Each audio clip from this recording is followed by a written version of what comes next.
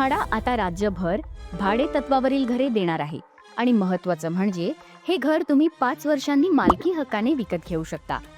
म्हाडाच्या नव्या धोरणानुसार म्हाडाचे सर्व नवीन गृह प्रकल्प तसंच मुंबईतील मोठ्या पुनर्विकास प्रकल्पातून मिळणारी अतिरिक्त घरे यांपैकी काही घरे भाड्याच्या घरांसाठी राखीव ठेवली जाणार आहेत.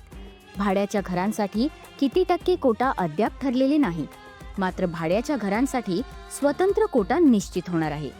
मोठ्या संख्येने भाड्याची घरे तयार व्हावीत म्हणून खासगी विकासकांनाही विशेष सवलती देण्याचा प्रस्ताव आहे. MMRला ग्रोथ हब म्हणून विकसित करताना येणाऱ्या काळात मोठ्या प्रमाणात भाड्याच्या घरांची गरज भासणार आहे. हेच लक्षात घेऊन म्हाडाने हे धोरण तयार केले आहे.